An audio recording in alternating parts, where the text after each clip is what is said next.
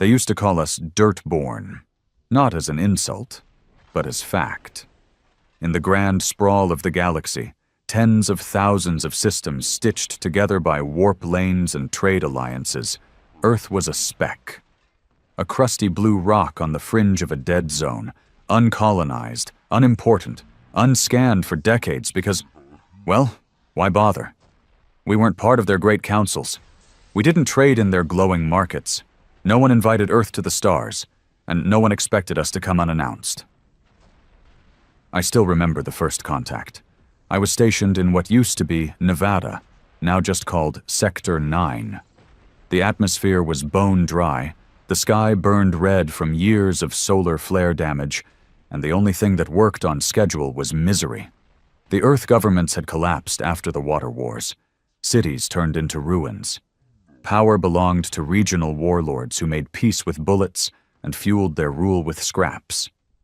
We were recovering, yeah, but slowly, cautiously. Then they came. The Avalari, gleaming ships, smooth and silver like moving marble, hovering above the stratosphere, their voices echoing across the skies, not through sound, but directly into our heads. No one asked if they were gods. We knew they weren't. They were too polished, too clinical. Gods don't come in suits and smiles. They didn't ask for permission.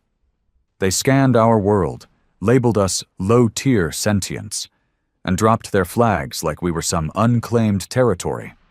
That was their first mistake. At first, people bowed, not because we respected them, but because we were broken, tired, hungry. When someone arrives from the heavens with food, medicine, and promises, you listen. When they tell you your children will be trained and educated in interstellar systems, you believe them. We did. For 6 months. That's when the disappearances started. They called it selective integration. They said they were taking the brightest among us to help bridge the gap between our world and theirs. We never saw those kids again. My brother's daughter was one of them. Sweet little Lena. Gone. No trace, no answer. We began to dig. Hackers in the East cracked part of their communication systems. What they found didn't surprise us. It shattered what little innocence Earth had left. We weren't being uplifted. We were being studied, broken down, harvested.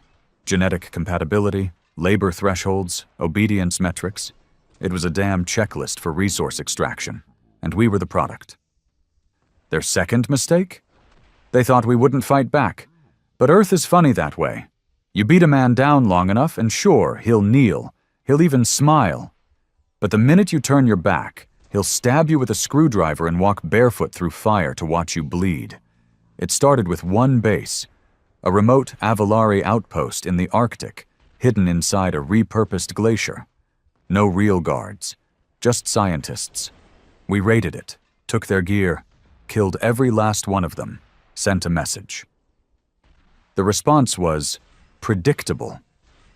A battlecruiser descended over the eastern wastes and turned 3 settlements into ash within 2 minutes. They called it corrective demonstration. We called it the day Earth stopped pretending to be civilized. What they didn't expect, couldn't possibly understand, was how quickly humans adapt to pain, how we evolve in chaos. Within weeks, old-world engineers reverse-engineered enough of their tech to power up the dead cities. Within 2 months, we hijacked one of their signal towers and fed them false data, hiding our troop movements, sabotaging their surveillance. By the 3rd month, every warlord on the planet agreed to one thing. Earth comes first. They thought they were taming a planet. Instead, they handed weapons to devils. I remember the last thing my father told me before I left for the resistance offensive. They thought we were savages, he said, gripping my shoulder. Let's show them what savages do. We didn't have much in the beginning. Just rage, rusted guns, and stolen tech we barely understood. But we had something the Avalari lacked. Desperation. The kind of desperation that made a man put explosives in his chest and walk calmly into a patrol convoy. The kind that drove mothers to smuggle weapons under their babies' cribs, knowing they'd be executed if caught. The first coordinated strike was called Operation Black Lung. Fitting name. It took place in the smog-choked ruins of what used to be old-world Istanbul.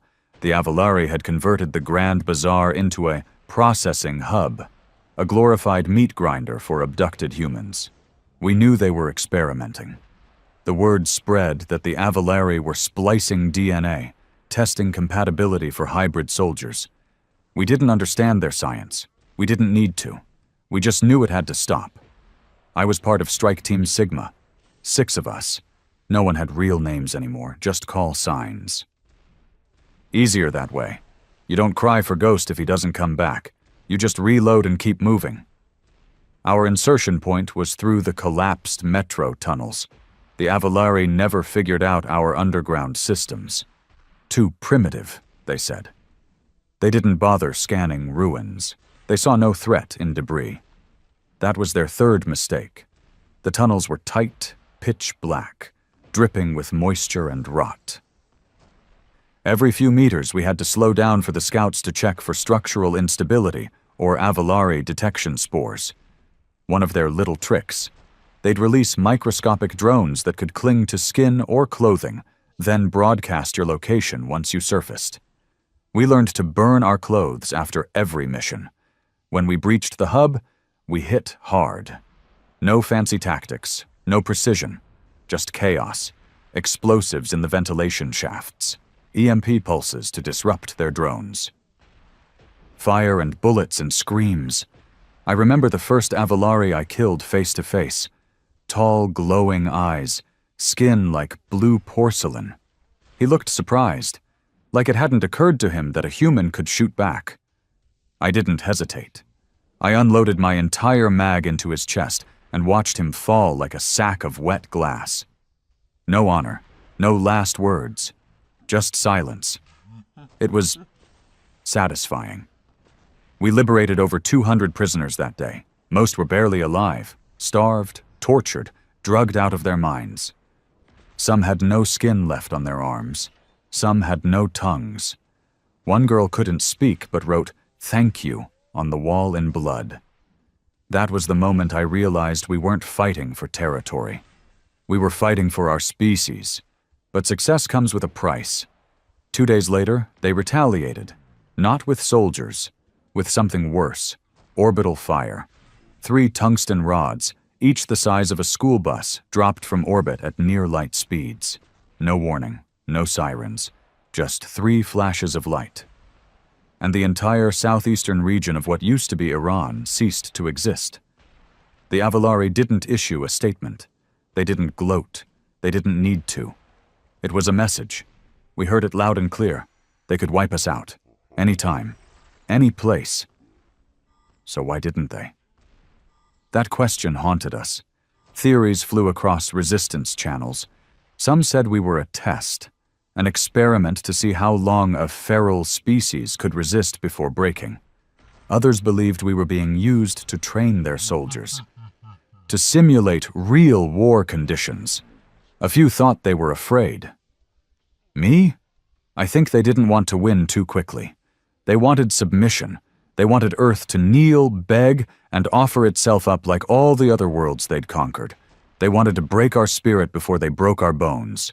That was their 4th mistake. Because humans don't break. We splinter, we fracture, but every shard becomes a weapon.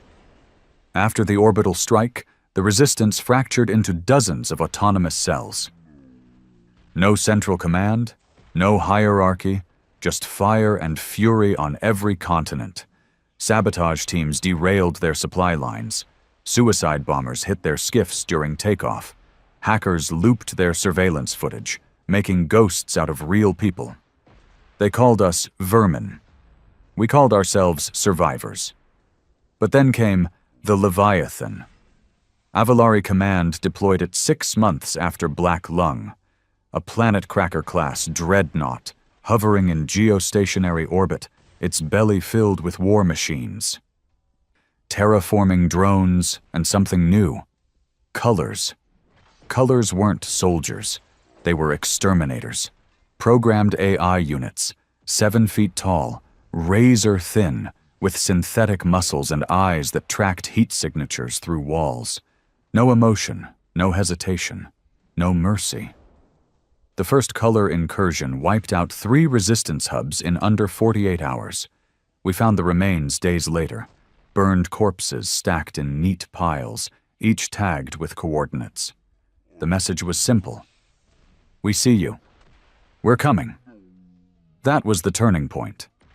We knew now that guerrilla tactics wouldn't be enough. We had to go bigger. So we did. It started in the ruins of São Paulo. A rogue scientist named Dr. Tarnak, yeah, no one knew if that was his real name, developed something from a stolen Avalari neural processor. He called it Ghost Code. It could infiltrate Avalari command links and overwrite fleet positioning data. The only catch? It had to be uploaded directly into a ship's core. Not just any ship, a fleet relay vessel.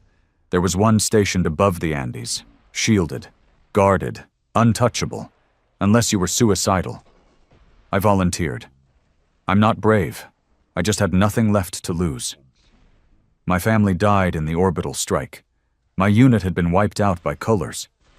I was tired. But I wasn't done. Getting to the relay ship was the easy part. A smuggler crew got me close, slipping past the patrol nets during a solar flare. The hard part was getting inside. I had to crawl through the exhaust maintenance ducts, 12 kilometers of boiling metal, just to reach the access port. I lost 2 fingers to heat burns, almost passed out twice, but I made it. When I plugged in the ghost code, nothing happened. For a second, I thought I'd failed. Then the lights dimmed. The deck started to tremble, and the stars outside, they shifted. Ghost code didn't just overwrite fleet coordinates, it made them forget Earth existed. Every patrol ship, every scout drone, every orbital monitor, they were all rerouted as if Earth was a blank spot in the galaxy. It bought us 3 weeks. 3 weeks to breathe, to regroup, to rebuild. In those 3 weeks, Earth changed. Factories hidden beneath mountains came alive. Engineers reverse-engineered Avalari weapons into something raw and brutal. Railguns mounted on repurposed oil rigs, plasma cannons hidden inside skyscrapers, EMP mines buried in salt flats. And then came the Hammer, our first space-capable dreadnought, built in silence, fueled by rage. It wasn't sleek, it wasn't pretty, but it could tear through Avalari cruisers like wet paper. We were no longer resisting. We were preparing. Because Earth wasn't just surviving anymore. We were coming for them. And this time, the galaxy would remember who we were. It didn't last, of course. We knew Ghost Code was a patch job at best. The Avalari weren't stupid, just arrogant. That's what made it work for as long as it did. But even their pride had limits, and when their navigational fleet started reporting phantom errors, routes leading to dead zones, fleets circling nothing, it didn't take long for them to start connecting dots. 21 days after Ghost Code deployment, the blackout ended. They found us, and they were pissed. You'd think they'd just nuke the planet and be done with it. But no, they didn't want quick, they wanted loud. They wanted to make an example out of Earth, show every other feral species what happens when dirt-born insects bite the hand that feeds. They sent down judicators, not foot soldiers, not drones. These were high-born, ceremonial killers, 8-limbed freaks wrapped in black armor and draped in flowing robes made from living fabric. They didn't speak. They just judged. And if you failed that judgment, if your species wasn't deemed corrective capable, they erased you. It started in what used to be Ukraine, an underground resistance node we'd codenamed Wasp Nest. They walked in at dawn, unannounced, slicing through 3 concrete meters of defense like it was butter. Cameras picked up flashes, Red eyes, curved blades, and then silence. All 87 fighters inside were dead within minutes. No survivors, no body parts, just ash. The message was clear. Ghost code bought us time, but now we were out of it. Except Earth wasn't the same anymore. We'd changed. Hardened. If they expected us to crawl again, they were 2 wars too late. We triggered the grid. While the Avalari celebrated their little victory, we lit up 12 coordinated weapon platforms hidden across Earth's orbit. Scrap satellites, asteroid mining rigs, even old space station husks. All rigged with hacked plasma emitters and scavenged rail cannons. The Judicator assault cruiser never saw it coming. 1 second, it was hovering in low orbit, scanning regions for the next strike. The next second, the sky lit up like the 4th of July. A single rail spike, 100 kilos of steel core tungsten, accelerated to Mach 25, hit the cruiser's side and split it open like a beer can. We watched it burn for hours. A black cloud smeared across the morning sky. No escape pods, no counterattack, just silence. They weren't invincible anymore. You could feel it, a shift, not just in the resistance, but in the people. That old hopelessness, the dead eyes, the quiet mourning in every voice. Gone. Replaced with something sharper, something feral. We'd drawn blood. Now we wanted more. For the first time, we went on the offensive. Our next move was bold, maybe suicidal, but desperate times demand insane men. We targeted a relay hub on Keplerian 4, a staging ground for the Avalari's colonization fleets. It wasn't even in our system. We had no warp gates, no slip drives. Just one ship, the Hammer, held together with duct tape, grit, and vengeance.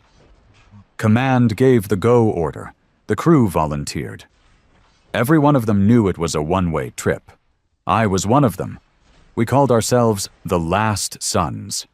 Not because we thought we were heroes, no, because none of us expected to come back. The Hammer's slip drive wasn't designed for humans. We weren't meant to ride a wave of unstable wormhole energy in a ship stitched together from alien trash and Earth metal. Most of us blacked out. Some puked blood. One guy went blind. But we made it.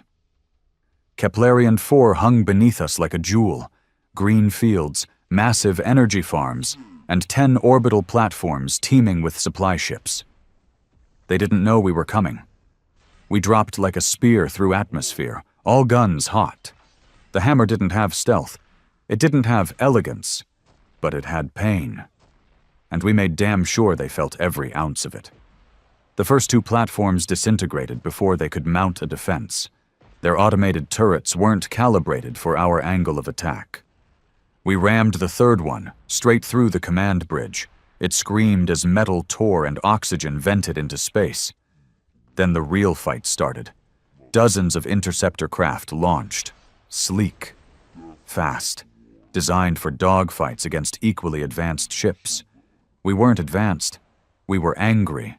We overloaded our own shielding to supercharge the cannons. One by one, we picked them off, sacrificing hull for kill shots. When the main weapon array overheated, we jettisoned half the forward deck and turned the remains into a battering ram. By the time the orbital stations fell, we were a wreck. Fires everywhere, half the crew dead, but we were alive. We sent the message. Earth wasn't hiding anymore. We were taking the fight to their doorstep. The galaxy paid attention. Other conquered species, ones we'd never heard of, started sending encrypted transmissions. Short, desperate, but filled with hope. You're not alone. We're watching. Keep fighting. The Avalari tried to censor it, but they couldn't contain it. The myth of Earth, the forgotten world, the dirty, savage, primitive backwater had become something new, the planet that fought back. But myths only go so far. The Avalari unleashed their final card, the Shard Mind. a hive intelligence built from the neural tissue of hundreds of assimilated species. It controlled fleets, dictated military tactics, and processed 1 billion decisions per second. With it, they no longer relied on organic command. The shard mind was their command. It made no mistakes. It left no weaknesses. It targeted Earth with surgical precision, orbital strikes, EMP waves, communications scramblers. Food depots were vaporized. Underground tunnels collapsed. Entire resistance cities we'd rebuilt, were turned to glass. But here's the thing about humans. You can beat us, burn us, erase everything we've built. But you can't erase the hate we carry. You can't wipe out the memory of stolen children, butchered families, and glassed homelands. We kept fighting. We built decoy cities, ghost towns filled with radiation dummies and heat signatures. The shard mind wasted millions of megatons destroying empty shells. We hijacked Avalari broadcasts and replaced them with images of their own corpses. We captured a live judicator, strapped explosives to its chest, and airdropped the body into one of their sanctuaries. Cruel? Maybe. But Mercy died a long time ago. And then, it happened. We cracked the shard mind. It wasn't on purpose. One of our hacker cells, kids mostly, barely out of their teens, were trying to intercept fleet patterns and stumbled across a back door. A maintenance protocol buried in Avalari war code. Something left behind by the original creators. Something the shard mind couldn't block. It allowed us to insert a single command. Just one. We didn't use it right away. Command debated for days. Should we cripple their fleet? Send them false orders? Trigger a civil war? In the end, we chose something simpler. We made it remember. We fed it the faces of every dead human, every orphan, every burned city, every shredded resistance fighter. And then we forced it to calculate the number of lives it would need to erase to kill Earth. The number broke it. It froze mid-command. Entire fleets stopped moving. Some fired on each other, others just drifted. The Avalari screamed over their networks, trying to reassert control. It was beautiful. And in that moment, that brief, burning second of confusion, the Hammer 2 rose from Earth's shadow. This time we weren't going alone. 15 dreadnoughts, hundreds of assault crafts, troop carriers made from rebuilt orbital junk, Earth's first fleet. We didn't announce ourselves. We didn't offer peace. We just launched. And this time, the galaxy didn't laugh. It watched. It remembered. Earth, the forgotten world, the dirt-born backwater, had become something new, a storm, and it was heading straight for the heart of the Empire. We didn't know what to expect when we reached the Avalari homeworld. Their data archives were fragmented. Most of what we had was old recon, partial schematics, hearsay from other enslaved species. Their worlds were legend, polished civilizations of glass and gold, clean skies, floating cities, untouchable. Turns out the legends were true. We emerged from the wormfold to see Avalar Prime suspended like a jewel in the black, massive blue-white, wrapped in orbiting rings of tech, satellites, and weapon platforms. Cities stretched across the hemispheres like veins of light. Oceans the size of continents shimmered beneath artificial moons. For a moment, we stared. Quiet. No one said it, but we all felt it. This was what they fought to protect. Not just territory. Luxury. Comfort. Control. They stole children, bombed towns, glassed continents for this. It made what we had to do next easier. We didn't waste time with announcements or declarations of war. We weren't here to make a point. We were here to break them. The first wave hit their outer satellites. Coordinated EMP bursts, followed by kinetic rail spikes and crude but effective Earthborn code injections. Their defense grid flickered like a dying star. Seconds later, the orbital platforms lit up in flames. Some spun out of control, crashing into one another like drunk titans. We sent in our boarding crews next. The Avalari fought hard, sleek warcraft launching in coordinated formations, Judicator-class elites sweeping in with grace and speed. But we were no longer the scattered, starving rebels of Earth. These were battle-forged men, born in rubble, raised in gunfire, and trained by the harshest teacher known to man, loss. And unlike them, we didn't care about retreat. We didn't care about survivors. We only cared about ending it. I led the breach into Orbit Station Helion, a massive energy node that powered half their inner ring network. It was guarded by 30 Avalari elites and automated turrets synced to visual threat recognition. But they hadn't updated their threat profile for humans. They didn't expect us to use meat shields, dead drones strapped to magnetic hull boards to mask our thermal signatures. They didn't expect us to weaponize blackout spores, a tech stolen from a fungal species they'd enslaved centuries ago, and they didn't expect me to walk through fire, blood-soaked and half-limping, dragging a flamethrower made from a broken fuel cell, screaming like a mad dog. We took that station in under 7 minutes. They didn't just lose power, they lost control. The main fleet punched through their orbital guard lines hours later. Their defense commander tried to open diplomatic channels. Said something about negotiated surrender and human integration into the wider galactic family. We cut the transmission before he finished the first sentence. No one was interested in joining their family. Not after what they did. So we did to their homeworld what they'd done to ours. We called it Echo Drop. 10,000 tungsten rods, wrapped in depleted uranium, dropped from low orbit. Each one aimed at a capital district, military base, or energy core. They didn't just explode. They erased. White light, then nothing. Towers crumbled, seas boiled, skies turned red. One by one, their proud cities went silent. They screamed, and we listened. They begged, and we ignored them, but not everyone died. No, some we spared, not out of mercy, but so they could see. We dropped live feeds from Earth's ruined cities onto their central network, burned out schools, glassed highways, rows of children's shoes found in Avalari research labs, every atrocity. And then we showed them who was doing it back to them, us, the Dirtborn. They retaliated. Of course they did. Massive countermeasures flared up across their final continent. Planetary defense grids activated. Their sky cracked with blue lightning. Giant walkers, four-legged behemoths with plasma cannons, stormed from hidden bunkers. But we had learned, and we had changed. Our mechs weren't clean or precise. They were ugly, welded together from broken ships, scavenged Avalari alloys, and Earth steel. But they moved like devils, roaring across landscapes, wielding magnetic blade arms and flamers that scorched entire platoons.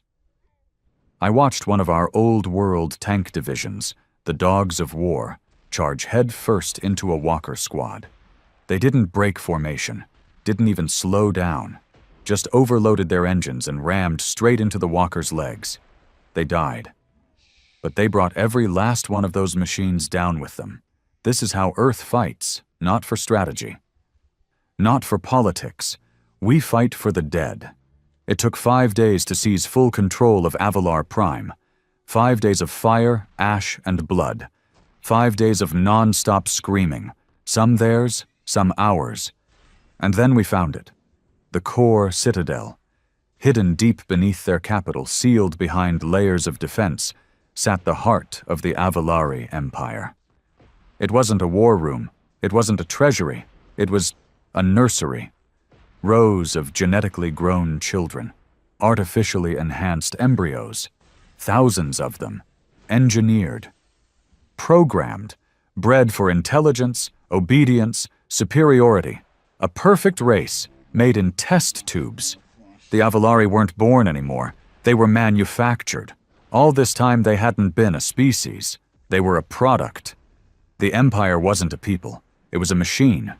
Every culture they absorbed, every planet they subjugated, every civilization they erased, was just fuel to keep the machine running. And Earth? We'd been the first cog that refused to spin. When we realized this, everything changed. We sealed the Citadel. We didn't destroy it, no. We left it there, untouched, a monument, a reminder. We broadcast its coordinates to every enslaved species in the galaxy, sent the footage, the labs, the truth. And then we issued one message. They wanted to judge us. They called us Dirtborn. Now they will crawl in the dirt with us. The galaxy belongs to the broken, and Earth remembers. They say the transmission was intercepted in every quadrant. That hundreds of worlds erupted into rebellion overnight, that statues of Avalari lords were pulled down by alien hands, that cities burned, armies turned on their masters. Maybe it's true, maybe it isn't. All I know is what we did, and what we became.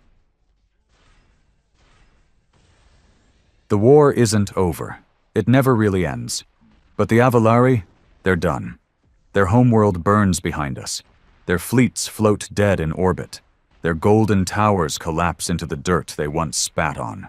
Earth rose from the ashes. Not as a victim, not even as a victor, but as a warning to every race watching from the shadows, to every empire dreaming of conquest.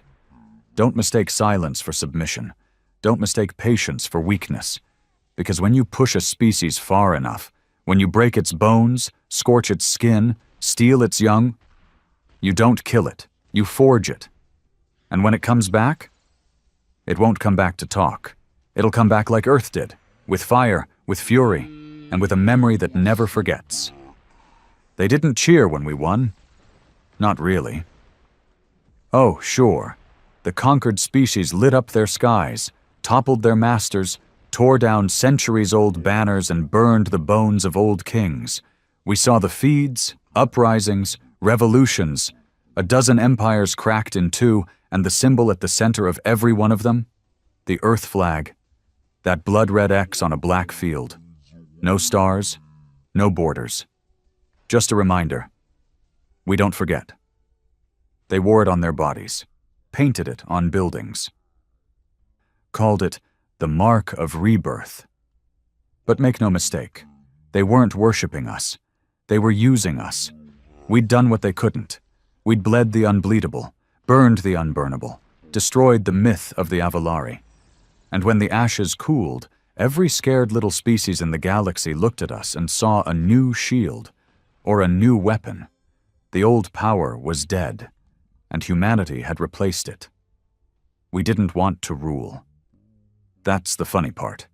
We weren't interested in building an empire, or setting up capital worlds, or writing some universal constitution. Earth had no politicians left, no kings, no diplomats. What we had were soldiers, and soldiers don't make good rulers.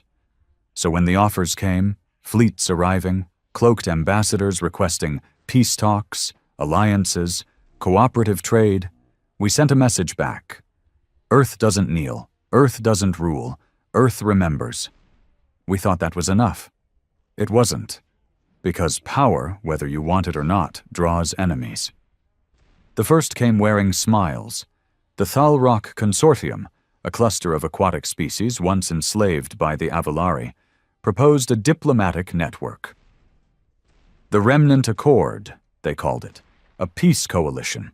Member worlds would share resources, defend each other, prevent another tyranny from rising. Sounds noble, right? We declined. Their faces dropped. Not in disappointment, in calculation. They weren't looking for peace. They were looking for a leash, and when we refused, they changed tactics. That's when the propaganda began. They didn't attack us with weapons.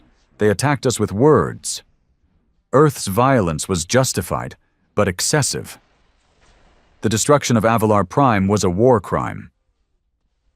Humanity's refusal to participate in diplomatic reconstruction is destabilizing the galaxy. Are we safe with them still armed? Funny how fast they went from cheering our victory to whispering about our threat. We found ourselves caught in a storm of public denouncements, economic sanctions, trade boycotts. The galaxy we'd freed suddenly saw us as dangerous. And maybe we were. We'd built the most efficient death machines in modern history.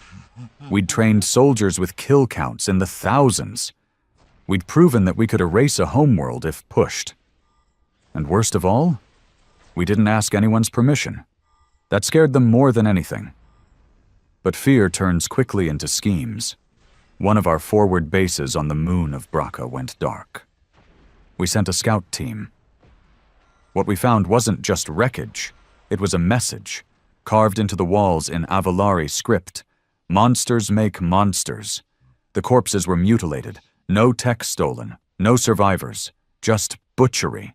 The Avalari were supposed to be broken, beaten, but something had survived, something angry, something evolving. Back on Earth, our orbital monitors picked up anomalies, cloaked movements near the edge of Sul, disturbances in the radiation belt. Too organized to be natural. We tracked one of them. A ship, but not just any ship. A human ship, or something like one. Warp signature resembled ours. Hull plating was Avalari, but the energy core bore Terran design. It had no markings, no crew registry. It didn't respond to hails. When we finally brought it down with a kinetic net, we cracked the cockpit. No pilot, just bone. Stripped, polished, carved with coordinates in an unknown language. We followed them. What we found changed everything.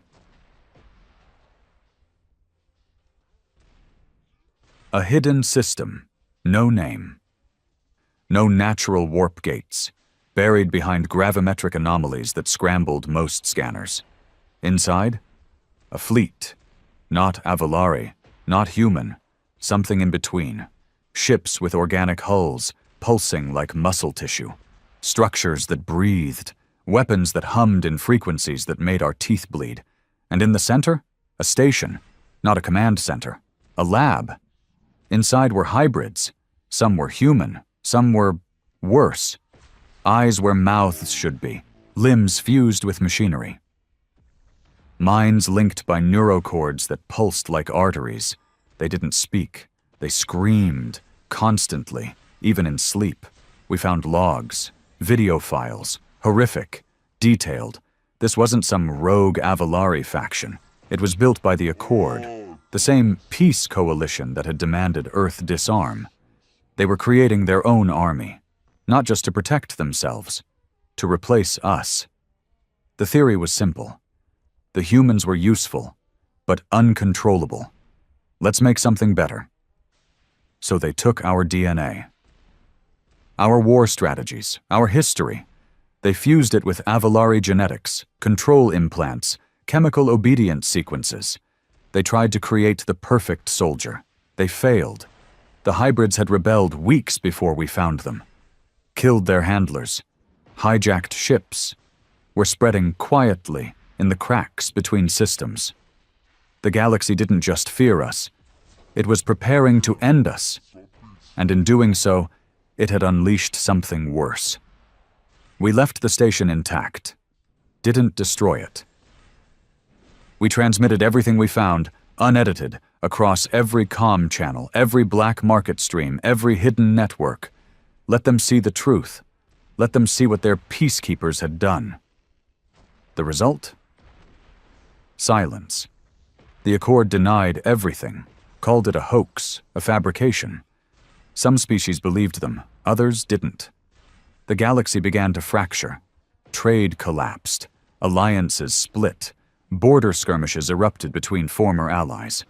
And in the middle of it all, us, Earth, still standing. Still armed, still hated. And now, watched. We didn't trust anyone, not after what we'd seen. So we closed our gates, recalled our fleets, built up defenses around Sol like we were the last fortress in a collapsing galaxy. Maybe we were. The hybrids didn't go away. They learned. They grew. Reports came in. Planets going dark, not bombed, not invaded, assimilated, no survivors, no signals, just echoes. The Accord begged us to help. Funny that. We told them we'd think about it. We won't. Let them choke. Let them learn what it feels like to be alone, outgunned, surrounded, and hunted, just like we were. The war isn't over. It's just changing.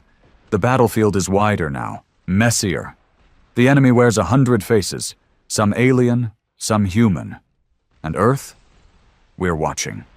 Not to conquer, not to liberate, but to remember. Because the galaxy taught us a lesson. Mercy is a lie. Peace is a leash. And unity is just control wearing a prettier face. So we don't unite. We don't bow, we prepare. Because one day the stars will burn again. And when they do, we'll be ready. Not to defend, not to survive, but to end it all. On our terms. We felt it before we saw it. The sky shifted. Not visibly, not something a camera could catch, but the air turned colder. Pressure dropped. Static hummed through every terminal. It was the silence before a world exhales its last breath. The hybrids had arrived. They didn't come in fleets. They came in hives, massive, bone-armored constructs that floated like tumors in orbit. Their hulls weren't built. They were grown, still twitching with nerve impulses and internal movement. We watched them drift over Triton, the outermost shield point of Sol's defense grid. And then the screaming started. We had no visuals inside the station, just audio. Men and women dying in ways that made no tactical sense. Throats opened, lungs collapsed, minds boiling over. It was as if they weren't just being killed, they were being rewritten mid-sentence. One scream lasted 20 minutes. We nuked the station, no hesitation, no votes, just silence, followed by flame. But we were too late. They were already inside the system. Earth hadn't seen war in over 3 years. Not real war. The kind that burns into your memory and scars your dreams. We'd been preparing, fortifying, building more walls than bridges. Paranoia had kept us alive. But paranoia wasn't enough anymore. They came in waves, not organized, not predictable. They moved like a virus, feeling their way through our defenses, striking where we were weakest, withdrawing just before they broke. We lost Luna Station 3 in the first week. Then the mining colonies in Mars's southern basin. Then Olympus Mons Forge, our only orbital weapon factory in the sector. Each time we sent squads, each time they vanished. Not killed, not captured, gone. We didn't find bodies. Just equipment. Armor scorched black from the inside, helmets fused to bone, weapons melted but untouched externally, like something had killed the man without firing a shot. Then we found the first one. It wasn't dead. It wasn't alive either. Its body was human, unmistakably so. But the face had been hollowed out. Skin stretched tight over a mesh of wet wires. Eyes replaced with clusters of black, insect-like pupils. Its mouth was open. Not in a scream, but in a grin. A wide, still grin. We dissected it. Inside we found traces of Avalari neural tech. Human muscle reinforced with carbon fiber tendons. Spinal cord replaced with a nutrient-fed biocore. But the brain wasn't there. Just a network, like a server node, a walking endpoint to something bigger. They weren't soldiers. They were terminals. The real hybrid was somewhere else, watching, learning, infecting, and we were running out of time. The Defense Council met in what was left of Old Seattle, now a bunker city buried 300 meters below sea level, powered by geothermal cores and wrapped in a shell of anti-orbital plating. I sat across from Commander Van, former Resistance general. One of the few men I'd trust with a war. He hadn't aged.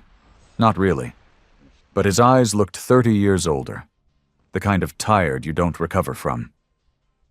"We can't hold Sol," he said. No preamble, just the truth. I didn't respond. He looked at me like I was supposed to argue. "We can't hold it," he repeated, "but we also can't lose it. You understand the problem?" I nodded. If Earth falls, the galaxy folds. Exactly. We didn't care about the Accord. Let them rot. Let them get swallowed in the dark corners they tried to forget about. But Earth? That was different. We weren't just a planet anymore. We were a myth. And if the last myth died, if humanity vanished into ash, the entire galaxy would follow. So we made a decision, one we swore we'd never make again. We went to them, not to beg, not to ask, to warn. We sent a fleet of 5, not dreadnoughts, just fast, hard-jumping cruisers with broadcast relays and old combat data records. We targeted 6 known Accord systems and dropped the message. The hybrids aren't coming. They're already here. You built them. Now you'll die with them, unless you stand with us. 3 systems fired on our messengers the moment we appeared. 2 jammed our signal and scrubbed all incoming comms. Only 1 responded. The Krith Dominion, a race of underground-dwelling insectoids who'd lost half their hatching worlds to the Accord's biotech purification programs. They didn't want peace. They wanted revenge. And they were smart enough to know that if Earth fell, they were next. The Second Pact was born in blood. No documents, no treaties, just a single broadcast agreement. No gods, no rulers, only the broken, only the mad. Only those with nothing left to lose. More followed. Outcasts, pirates, mutant sects that lived in irradiated debris fields. Old resistance groups thought long dead. Even a few rogue Avalari engineers, abandoned when their systems collapsed. We didn't unite. We didn't trust. We just pointed the guns in the same direction, and for the first time since the fall of Avalar Prime, Earth wasn't alone.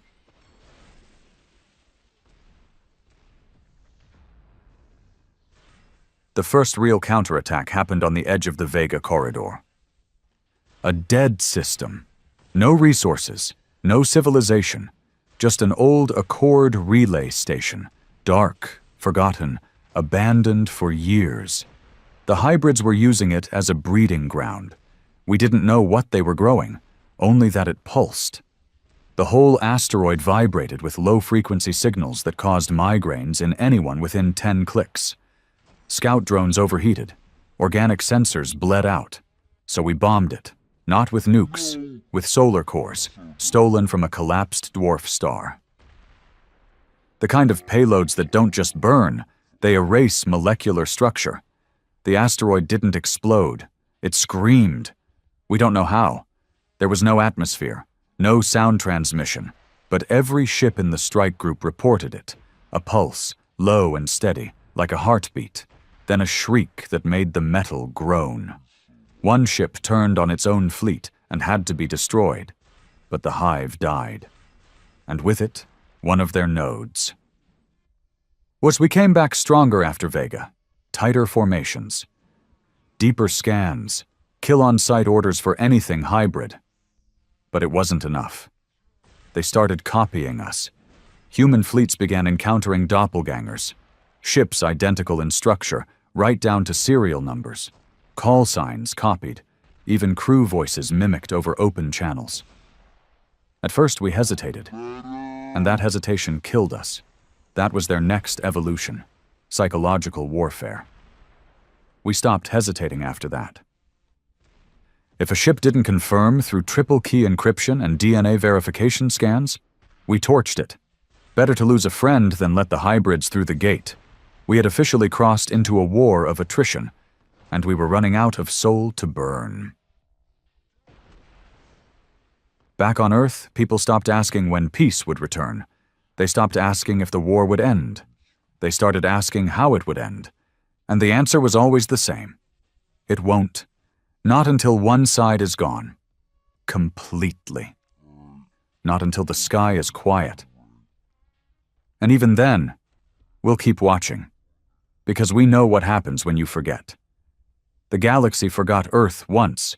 It paid the price. Now it forgets the hybrids. And if they win, there won't be anyone left to remember anything. They named it Oblivion Protocol, but everyone called it the Reaper. It wasn't a bomb. It wasn't a fleet. It was something older. Something buried beneath Earth before the water wars. Before the old governments collapsed. Before the Avalari even knew we existed. A weapon built when humanity was still playing with gods. No official records survived. Just fragments. Notes half burnt, scrawled on analog paper. Diagrams etched in steel slabs stored in abandoned bunkers beneath the crust. What we pieced together painted a terrifying picture. A spatial anchor, a gravitational vector disruptor, a tear in the skin of the universe. It wasn't designed to kill people. It was designed to erase places. Not just destroy, unmake. Rip a hole into the vacuum between dimensions and let the laws of physics unravel everything in its reach. The old world feared it. That's why they buried it. But we weren't the old world anymore. We'd already seen what fear got us. Burned cities, dead children, and a galaxy that would have rather seen us extinct than free. So we didn't bury the Reaper again. We activated it. It took 3 weeks to stabilize the core. The power requirements were beyond anything even the new Earth could generate, so we gutted what remained of the lunar fusion rings, stripping their cores and feeding them directly into the chamber beneath Antarctica. We called it Deep Silence, the lowest, darkest place on Earth. A forgotten hole, drilled to extract super-heavy elements during the climate collapse, now reborn as the heart of the Reaper. Only one person could fire it. Commander Van. Not because he was in charge. No one was in charge anymore. But because he'd been the one who found the Reaper's original fragments. Because he'd survived every war, watched comrades turn to ash, watched the Accord smile as Earth bled. And because he was already dying. Some infection from the hybrid scream bomb on Vega. Slow. Incurable. The doctors told him he had months, maybe, so he volunteered. I want the last thing I do to be a mistake someone else pays for. Those were his words. Typical Van.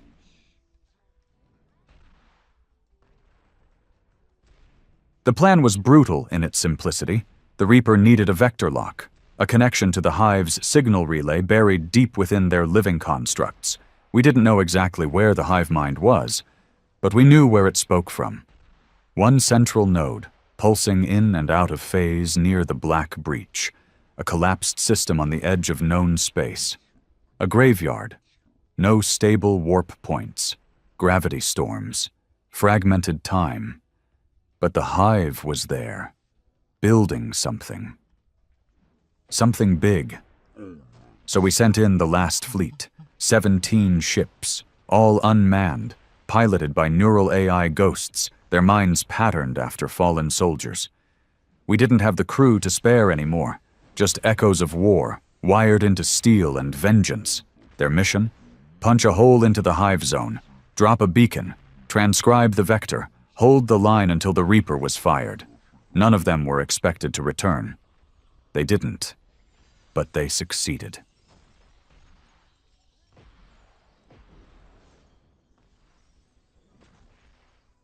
We received the signal on day 4. Short, garbled, smeared with static, but the vector was clear.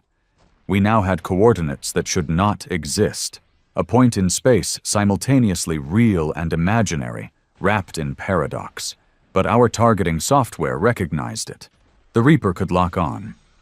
We gathered what was left of command in the core room, a pressure-sealed vault beneath the planet's magnetic center. The walls hummed with energy. The activation console glowed like a dying sun. The debate started. What if this rips everything apart? What if we miss? What if this doesn't end them, just wakes them up? Van said nothing. He walked to the console, inserted the neural key, a spike of alloy laced with his own DNA, and turned to us. "No more talking," he said. "They started it. We end it." Then he sat down and connected his mind to the Reaper. We watched from orbit, all of us, survivors, veterans, engineers, broken people standing beside broken machines, staring at Earth as the ground around Antarctica split apart. A pillar of black light rose from the crust. Not flame, not energy, just absence. A wound in the fabric of the world, a vertical scar that hummed with silence too loud to bear. No sound came from it, but ships in orbit shook. Glass cracked. Ears bled. Time itself seemed to hesitate. Then the Reaper fired. Not with heat, not with light, with loss. A beam of anti-space ripped outward into the void, carving through nothing and leaving less than nothing behind. It traveled faster than physics allowed, not across space, through it, folding reality in on itself. At its end, somewhere near the black breach, the hive screamed. We felt it, all of us, across every system, across every ship. A mental wave that bent minds, cracked sanity, and echoed through dreams for days. They weren't just linked, they were one. And when we hit the core, it bled.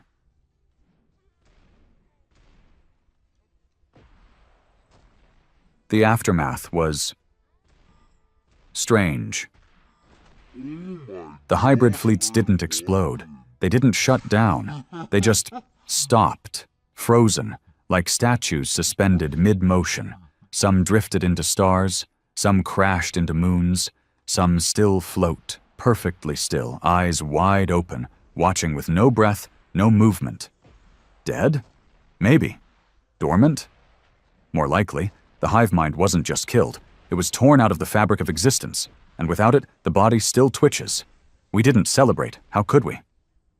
Commander Van's last signal came seconds after the firing. "Tell Earth." It remembered. Then static. No body. No remains. Just black ice over Antarctica where the Reaper once stood. Earth was quiet for the first time in years. Not peaceful, just quiet. Like a soldier after his last kill, staring at his own bloodied hands, wondering what's left to do.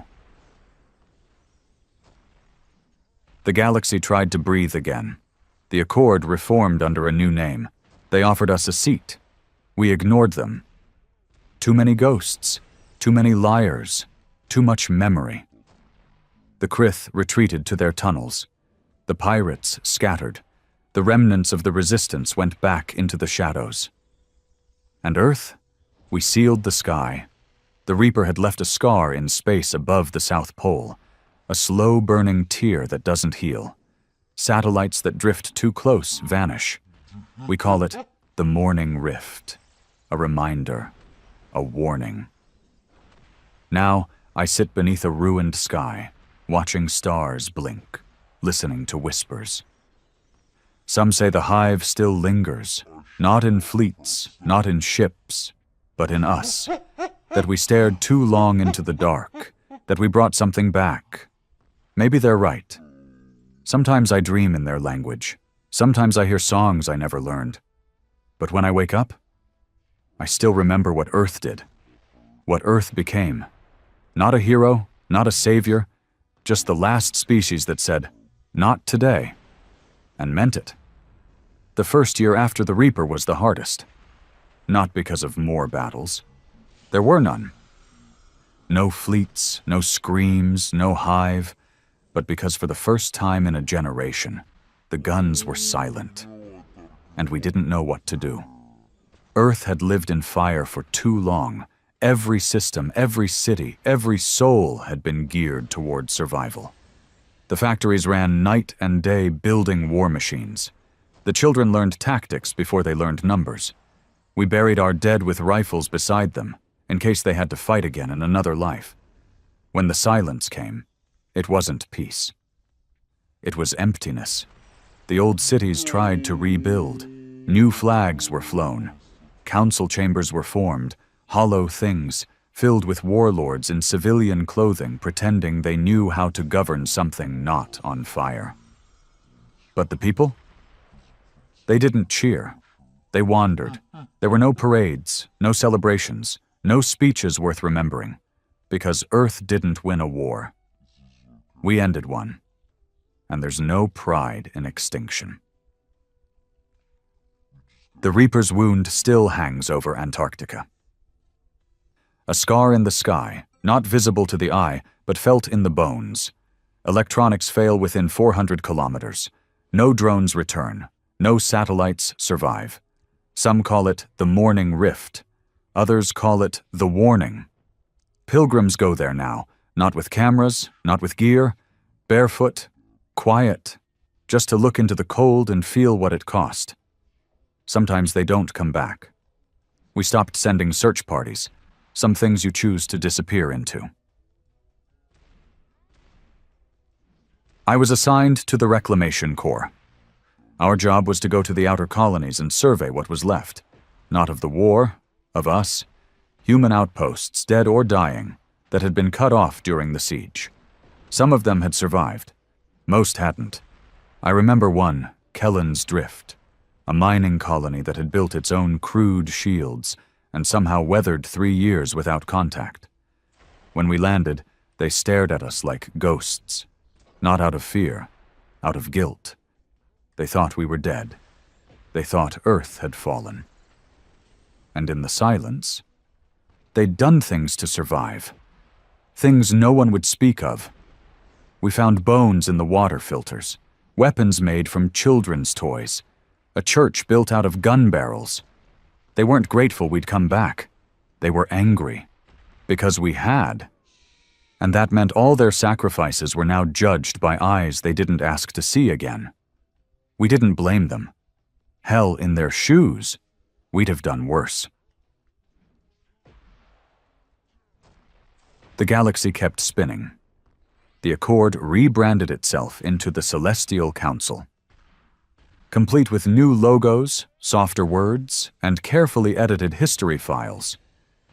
The species who'd built slave fleets now passed resolutions about cooperative ethics. They sent representatives to Earth. None were allowed to land. We answered every offer of diplomacy with a simple response. Never again.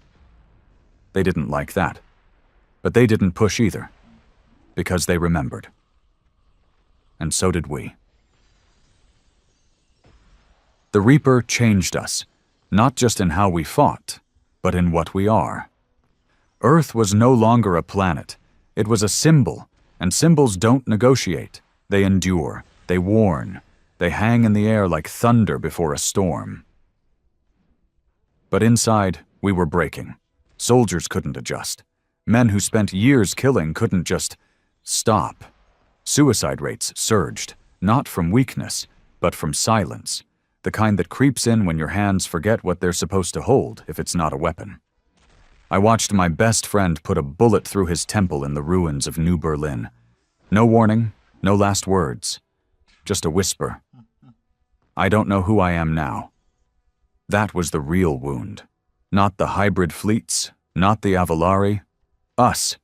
We didn't just lose people in the war, we lost the ability to be people. So I left Earth, took a scout ship, no crew, just an AI and a long-range jump drive. I wasn't running, not exactly. I just wanted to see if there was a piece of the galaxy that hadn't turned to rust and bones. That's how I found Station 9, an old, rusted mining rig, floating near a dead star. No signal, no heat signature, but life inside? Not many, just a few. Humans. Children. Playing. Laughing. I thought I was hallucinating. Losing it. But then one of them ran up to me. He couldn't have been older than 6. He looked at me, this scarred, broken killer in cracked armor, and he smiled. "Are you from Earth?" he asked. I nodded. He held up a crude drawing made with crushed berries and ash. It was a red X. They said Earth saved everyone. But they also said Earth died. Did it? I didn't know what to say, because Earth didn't die. But it wasn't alive, either. It had become something else. A memory wrapped in steel and blood and silence. But watching that kid smile, hearing laughter echo in a place that had once been dark, I realized something. Maybe Earth didn't need to go back to being a planet. Maybe it could be something new, a promise. So I came back. I told them about Station 9, and the Council didn't bomb it, didn't try to co-opt it, didn't even answer, because they didn't want to poke the sleeping giant again. But Earth? Earth started listening, not to politics, to voices, scattered human colonies, hidden survivors, orphaned fleets, people who had built something small and fragile and hopeful. We didn't march in with guns. We sent supplies, we sent books, we sent teachers, and over time, those places started calling themselves by a new name, the Ashborn, descendants of Earth, not ruled, not owned, just carriers of the story. And slowly, the fear began to fade. Not entirely, just enough. The Reaper still hums beneath the ice. Some say it's alive, some say it listens. I don't care. I just know we're never using it again, because we already did. And it didn't make us safe. It just made us feared. The next war, if it comes, won't be fought with screams. It'll be fought with choices, with who we help, who we protect, who we forgive, or don't. I still wear my old armor. It's heavy, but so is memory. And I think it's important that the new generation sees us, scars and all, not as heroes, but as a warning. Because this galaxy doesn't need more gods. It doesn't need new empires. It needs people who remember what happens when monsters are allowed to speak with velvet tongues and burn with clean hands. We were dirt-born. They laughed at us, mocked us, tried to cage us. And when that failed, they tried to be us. But they never understood one thing. Earth doesn't fight because it loves war. Earth fights because it remembers. And it remembers everything.